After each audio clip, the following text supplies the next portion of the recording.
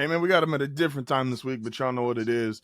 My brother standing in here at a nice 6 foot, 195 pounds. Tony is in the building. How we feeling today? I mean, I'm not 6 foot, but that's close. That's closer to the weight for sure. Hey, go line up for corner. Team needs Do the. I want to do that in such a fake sport, such a made up sport, such a made up sport? Oh man. So obviously, Monday Night Football, and I think generally, like we were talking about this, I think you took away. I think that game in isolation, you like, look, Lions came in, they did what they needed to do. Tougher, more physical team. They ran the ball. Cool.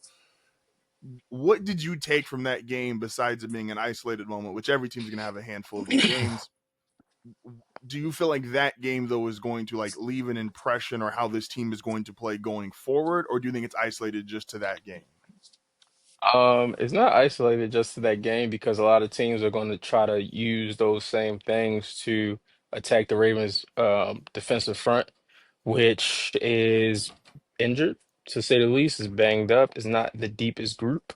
At least from a talent standpoint, that's no disrespect, but there, it's a lot of practice squad guys, guys signed off the street type of situation right now with that Mm-hmm. interior. So it's tough. Yeah. Um, I now silver lining with that is, these teams are not they don't have the Lions makeup. They don't have Gibbs and Montgomery. They don't have the culture of being a team that wants to run the ball in the way the Lions want to run the ball. The Ravens are struggling right now, to say the least, defending the run. Some of the count and stats don't really tell the full story. Some of the advanced metrics do. Obviously, from this game, the count and stats are way worse for the run defense compared to Yeah. going into that game. But, you look at the Buffalo game, look at the Browns game, stuff like that. But I don't think it's an isolated situation because I do think teams are going to look to attack the Ravens in that way. Will they have the same level of success? That remains to be seen. And we'll obviously get to this, but if they go into Kansas City Sunday and Kansas City, who couldn't run the ball on me, if they can Yeah. have success running the football against the Ravens have a huge problem. Right now, it's a big problem. Right now, it's a big Mm-hmm. problem. But that becomes a huge problem if they can't stop Kansas City's run game on Sunday with Pacheco, who has not been the same since he injured his leg last year. Kareem Hunt's in his 30s.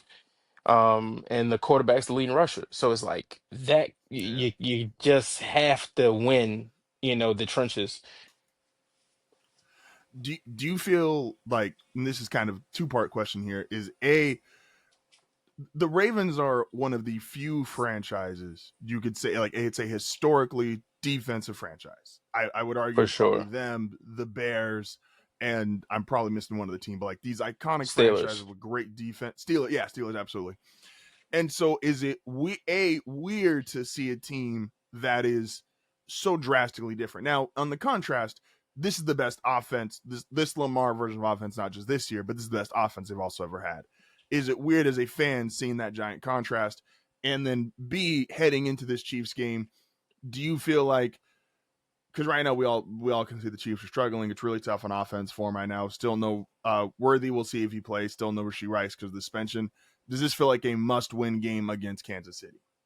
For sure. Because you don't want to go 1-3, obviously, but deeper than the 1-3 thing, you don't want to you don't want to be games back in the division when it's set up for you to win it with ease.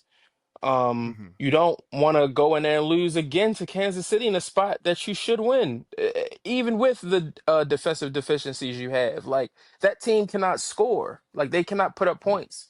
And the teams you've lost to in Buffalo and Detroit, those are two of the highest scoring teams in football. And obviously, the Bills aren't coming in there with electric weapons, but they have the weapon at quarterback outside of Lamar, of course. So it's Mm-hmm. it's that's his own thing. And then when you look at Detroit, pound for pound, the best roster in the game, and you see what they're coming in with offensively. What me, you, and Will would consider top five receiving Amon Ra, two Yeah. top 10 running backs in Montgomery and Gibbs. So it's it's um it's one of those things where it's like this Kansas City team should not beat you. You know, there is no shame in losing to Patrick Mahomes and Andy Reid at home for sure, but this team is not good enough. That's just the reality of it. That's not to say the defense can't hold its own weight. That's not to say they don't have guys that can make plays in key moments because they do. We've seen it. But Hmm. this team as set up compared to your team should not beat you. If you can kind of makeshift something to stop the run and force them to beat you passing, with their offensive line struggles because you're not going up against Penny Sewell and Taylor Decker. You're not going up against what's my man in Deion Buffalo? Dawkins. Deion Dawkins and the Those other got a great tackle. O line. I'm Yeah, blanking like on you're not names, going up but against these level of offensive lines. So Sunday is a must win because it proves number one that you are who you say you are. You're a good team that can beat teams that you are better than, at least on paper. And it puts you in a position where you're 2-2. You're going to be playing against you go back home for three straight games. You play a Houston team that could be winless for all we know at that point at 0-4. And then you get the yeah. Rams coming to town, which is tough, but that's a 1 o'clock game for a West Coast team making that trip. And then you have the bye. If to go into the bye 4-2 is such a win, considering what the schedule was. So this is a big game for them, man. I would like to say it feels similar to last year, but it's one of those things where last year it was clear what the issues were. They were giving up so many explosive plays over the top, and that was a fixable issue. Stopping the run is not really something that you can just make shift and kind of and stop the Hmm. bleeding there. It's going to take a lot for them to fix how they can win in the trenches, and it's going to take away something. So, what are they willing to give to be able to win inside? We will see. We will see. No, 1,000%. It was interesting because I was thinking about it because so three teams last year started 0-2, made the playoffs. Ironically, both Denver and the Ravens did, and then both ended back up the following year at 1-2. But it does feel like Denver has a game I'm not nervous about on Monday night against Jake Browning. But I understand the reality of like if shit goes wrong, it's gonna feel awful, even though they're only technically a game off of last year's pace when they made the playoffs. Right. And similar to the Ravens, like 1-3 would feel, even if only being the game off, it would just feel drastically different. So they're killing me on TikTok and the internet right now.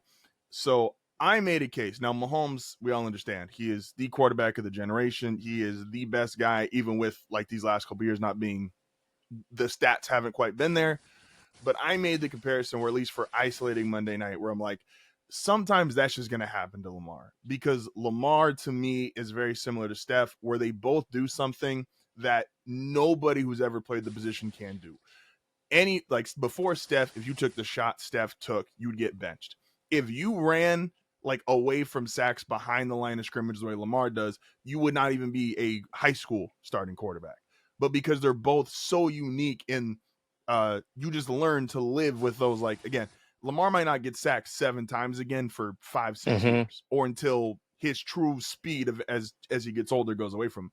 So I didn't Right. actually mind that in an isolated example. The same way I don't mind Steph has 0 for 10 games, and nobody is ever going to go and be like, you know what, man, Steph Curry shouldn't shoot.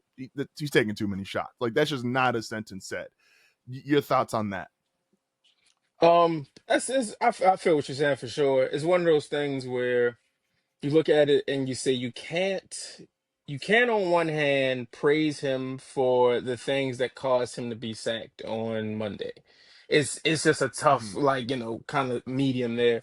I would say that he has to get off the ball a little bit quicker in certain situations just because of where the offensive line is, and they weren't awful Monday. They weren't great. They didn't play necessarily a good game, but they were fine. He was a bit more hesitant in his decision making, and also the routes that were being called, just plain and simple, were not. It just was not the right game plan from a route standpoint against the team in Mm-hmm. Detroit that made it a point to take away Lamar running the football. Um, the With the offensive line still in, I don't want to say flux because they have the starters set, but with it still kind of developing and growing because Voorhees is essentially a first year starter now fully. He started last year, but he got hurt. So having Andrew Mhm. Voorhees out there, they kind of got to remesh this whole thing and gel a little bit more. And I think when you have that offensive line deficiency, you have to be a little bit quicker. It can't be as many long developing routes down the field. It has to be a little more quick game. 5, 6 yards compared to the 9, 10 yarders that you like to take because this is an explosive passing game. Even if Lamar isn't the 4,500 yard pass, even if he's closer to the 38 to 4,000 yard 3,800 to 4,000 yard passer, the attempts are long. He's leading the league Mhm. in yards per attempt or yards per completion and things like that because the routes are just made to be for this offense to be explosive. I think that has to be dialed back. So when you think about Lamar compared to Steph, that is for sure true, and that the greats will have bad games based on the lovable qualities about them. But I also think he needs to just kind of keep in mind where he is with things, and Todd Monken needs to keep in mind where they are as an offense with things, and and like I said, just been a little bit more fast and a little bit more quicker. No, I agree. So this week, instead of playing Snake Roll or the good stuff, I want to do Panic or Patience. So basically, you can get a bunch of the 1 and 2 teams. I'm excluding the 0 and 3 teams, even if there's someone's going to be like, "Oh, I think we still got a chance." Sorry, Jets, Dolphins, your season's ended pretty early. So the 1 and 2 teams, is it time to panic or patience? And again, same thing to Snake Oil, good stuff. Just the quick responses here. Starting with a team that I know you like, especially the quarterback, the Patriots at 1 and 2. Panic or patience? Patience for sure, because they should have beat Pittsburgh 3, 4 different times. I haven't seen I haven't seen fumbling like that in I don't know how long. And yeah, no, that would have 5 turnovers. I heard, oh, the Patriots had 5 turnovers, and so I just assumed, damn, Drake May must have been picked off like 3 or 4 times, something crazy. And I looked up and it was 1 interception. I was like, how did y'all get five I think he turnovers? had I think he Um, had one incompletion in the second half. Like he was it was that's ridiculous how they were fumbling the ball. I think Ramondre fumbled the ball on the goal line like once or twice. It was ridiculous. that's crazy. Pretty much the entire AFC West, starting with your Raiders, 1 and 2. Panic or patience? I don't know, man. I would say panic because they play in a tough division. The defense isn't great, and Their O they line is have not. awful. I was about to say they have not been able to get Ashton Genty any type of anything. So you kind of gotta panic because you don't want. I don't want to say that's a wasted pick, but you didn't have to make that pick. So Yeah, especially when a Calvin Banks was available, when your offensive line, a Membu was still available, like that's tough. So yeah, yeah, that's a panic with my fact. Raiders for sure. We'll leave the Chiefs alone because they're just, again, they're in a different boat. As long as you got Mahomes and Reed, that's a different status, even if they are 1 and 2. Denver's 1 and 2. Panic or patience? I say patience. Fun stat: Denver has not trailed in the second half or in the fourth quarter this season, but they 1 and 2. So That that that makes says me it feel. all. That says it all right there. I mean, like they lost their last 2 games at the buzzer. Yeah, like they could easily be 3-0. I wouldn't panic if I'm a Broncos fan. Like, they have to clean up things offensively. I think they should, on the outside looking in, I think they should embrace running the ball more, but they're fine. 1,000%. Yeah. We obviously already talked about the Ravens. I mean, I'll throw Cleveland. They're technically 1 and 2. Panic or patience with Cleveland? Weird enough, weird enough. Like, Looking at how that defense has played this year, I would be frustrated if I'm a Browns fan because I don't know how deep you could go as far as playoffs and all that type of thing, but this could be a season where you could compete for a wild card spot if the quarterback position was all right and if you had maybe another solid weapon on the outside. Because defensively they're great, and I think Quinshon Judkins, the more snaps he gets under him, is going to be really good. Dylan Sampson's been pretty good. That offensive line's a problem, but again, I say if you had a quarterback who who wasn't 40, it may be different. You could kind of maneuver around that.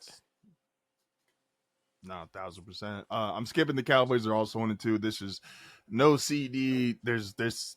This is a Jerry Jones shit show that he's not built for this kind of game. Last two teams, both in the NFC. The Atlanta Falcons 1-2. Panic or patience? I would say patience, They did just lose because 30-0. 30-0. Yes, they did. They should have won in week one. They should have won that game, two times over. They come back week two. They get the big win against Minnesota, and then they go lay the biggest egg against Carolina in Carolina. But you've seen just a lot of bright spots for this team. They don't have great play calling offensively. They have all the weapons in the world offensively. The defense has played well. Obviously, like they gave up a few points against Carolina, but Carolina was kind of due, and that's a team that just caught them on the right day, I would say. But I would say patience for the Falcons. I think they'll Yeah. be okay because there's enough talent there for sure. And the last team, Will's Bears 1-2, coming off what is objectively Caleb's best game of his career.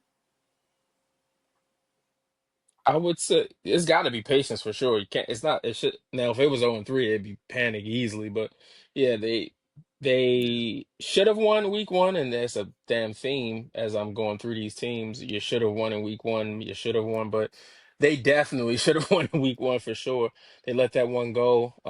They went out there just got blitzed by the Lions, but based on what we just seen the Lions do on Monday night, that's going to happen to a few different teams this season. So it is what it is. And then they come back, they beat a shorthanded Cowboys team as they should have. Pretty much did whatever they wanted to do offensively as they should have. So, um, patience in Chicago for sure. I think that they can compete with a lot of teams, and you only hope that Caleb continues to get better. And how about they throw the ball to DJ Moore? How about they do that sometimes? That'd be fun.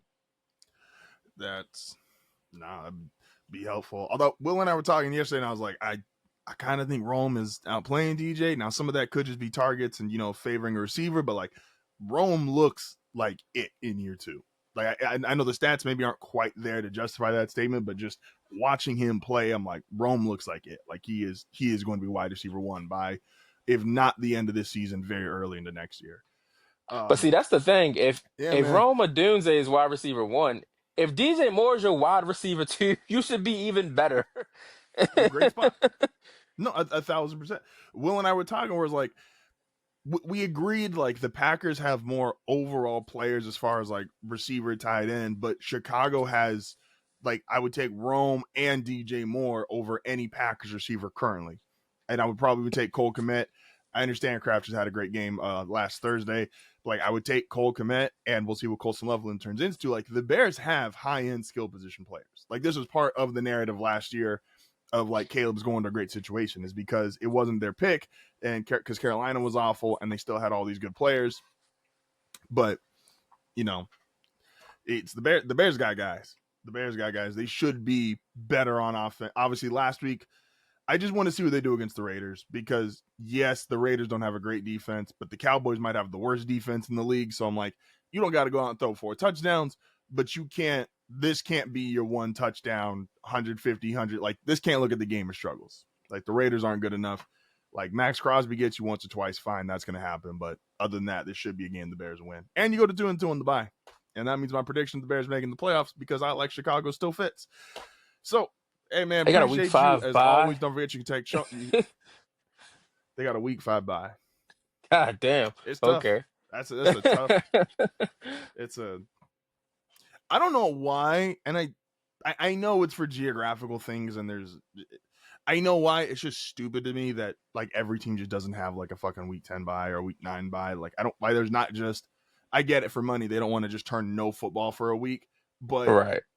like, why don't everybody just like halfway through the season just take the fucking week off? Like, and if you go to 18 games, give them 2 byes. Give them like a week 7 and a week 15. Like the ironically, I remember it was one year because of a natural disaster, and I don't know if you remember the season, but the Ravens ended up with a week 2 bye because there was the hurricane in Houston, and so they're supposed to play the Texans in week 2, and so they ended up getting a bye in week I do 2, and remember they that just changed out actually. their bye weeks. I do remember And that actually. I remember not thinking. Yeah, I remember not thinking much of it at the time, and then they had this thing on ESPN. They popped up, was like, "Yo, and that was Ray Lewis, Suggs, Ed Reed. This is like a physical ass Ravens team." And it's like, Right. yeah, they played like 15 games in a row. And I'm like, gosh, damn. I'm like, like, that's insane. I don't know who decided that was the correct choice, but I'm like, week 2 bye, fucking nuts. Hey, don't forget, you can always check Tony out, Group Chat Podcast. Appreciate you, bro. We'll catch you next week. Yep. Peace. I mean, if you want to be a part of one of the coolest, most unique communities, don't forget to like and subscribe.